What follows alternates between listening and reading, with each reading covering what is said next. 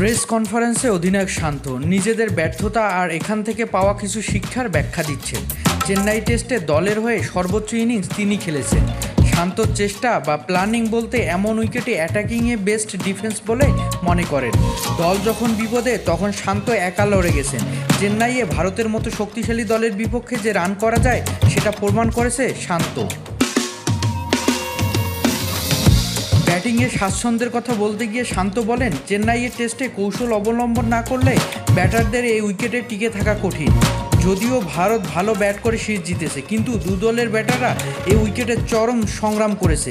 এজন্য রোহিত কোহলির মতো ব্যাটসম্যানরা অল্প রান করে প্যাভিলিয়নের পথে হেঁটেছে। এমন উইকেট, বল ও কন্ডিশনে যতক্ষণ টিকে থাকবেন, আগ্রাসী মনোভাব চালিয়ে যাবেন, সফল হবেন।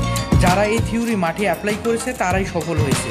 যদি ব্যাখ্যা ও বিশ্লেষণে যাই, তাহলে বাংলাদেশের দ্বিতীয় ইনিংসে টপ অর্ডার ব্যাটাররা ভারতের ঋষভ প্যান্ট, জাদেজা এই থিওরিতে রান পেয়েছে।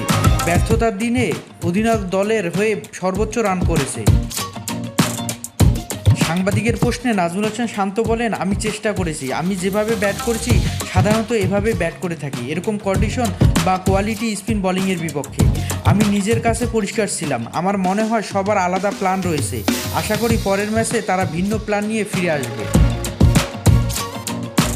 তো কেন সফল, অন্যরা কেন ব্যর্থ জানতে চাওয়া হলে ম্যাচ শেষে শান্ত বলেন, অবশ্যই অনেক গুরুত্বপূর্ণ কিছু শিক্ষা পেয়েছি আমরা। বিশেষ করে প্রথম ইনিংসে টপ অর্ডার ব্যাটিংয়ের দিকে আমাদের আরও সতর্ক থাকতে হবে।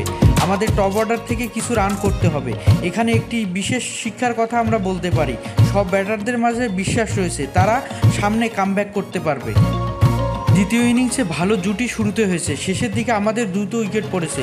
এখানে আমাদের আরও সতর্ক হওয়া উচিত।